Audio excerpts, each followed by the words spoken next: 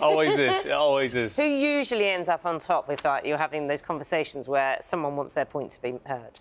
Probably the kids. Yeah, it's always the good one. How are you doing? Yeah, I'm very well, thank you. Feeling fantastic. Week and a bit, got the fight. 9 days. Yeah? Yeah. How are you shaping up? I'm shaping up absolutely fantastic. I've done 10 weeks of training camp, very hard, brutal, in the best shape of my life. And I'm ready to go out there, you know, on DAZN, live pay-per-view, in front of millions across the world and put on an absolute, you know, destruction. Can you explain something for people who have no idea what you're talking about? Because there will be people who haven't heard it yet. Yes. You're a boxer. I am, You're a trained professional boxer. Believe it or not. But you are not fighting against a trained professional boxer. Yes, yes. Explain. So this is a, you know, new wave in sport, you know, the crossover fights, you know, the YouTube boxing scene, you know, it's something that has just come alive in the past few years, to be honest. You know, I'm a traditional boxer. You know, as an amateur boxer, come up in the professionals, you know, had professional fights, and then all of a sudden they want me to fight these guys.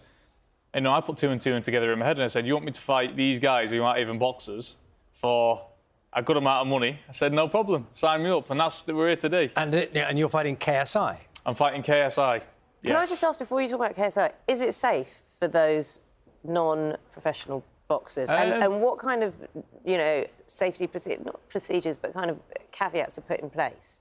Yeah, I mean, because you could have anyone who just says, I'm going to go and fight you because I want loads of I want loads of money and I've got followers, but they could actually get really, really hurt. No, that is really, really true. And, you know, at the end of the day, boxing is a riskful sport, you know. Do the same rules apply when you're fighting someone who's not a professional boxer? Yeah, same rules apply. You know, we have to have blood tests, MRI scans, brain scans, you know, every type of medical thing you could, you know, think of, we have to undergo. Because it is a sport, you know, your life is on the line there, believe it or not. It only takes one punch to end up in a serious way. So, you know, everything's taken seriously and it's a controlled environment. Do you like KSI? No. Really? Not one bit. Ever? Have you ever liked him? No, I've never been a fan. I just don't like the way, you know, he carries on. I'm not really about all this, you know, YouTube calling out people, you know, doing all this sneaky stuff. And so do you let that come in to your mind when you're fighting him, or do you go into a different mode? No, I'm in a different mode. I'm in a different mode now. You know, I'm not really on social media. I've got a job to do, and that's to fight on October 14th. My job isn't to mess around on Instagram playing games, going back and forth with people.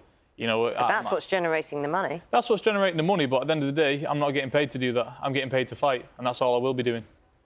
Can I ask you about Tyson? Of course. Will he be in your corner? Tyson will be there on Fight Night, yeah. He'll be there? He'll be there, front and centre. I mean, that's a serious presence to have, not only the advice, presumably. Does he give you advice? Yeah, of course he gives advice. He's in the locker room before the fight, you know, giving some instructions, saying what to do and what not to do. So it's amazing to have him there. He's a character, Tyson. I mean, you know, he's your brother. Yes. You tell me, what's he like in those circumstances, just before a fight? Yeah, amazing. Has he been there before for you? Yeah, and what's that like in the room? He was there just for the last one when I fought Jake Paul in Saudi Arabia.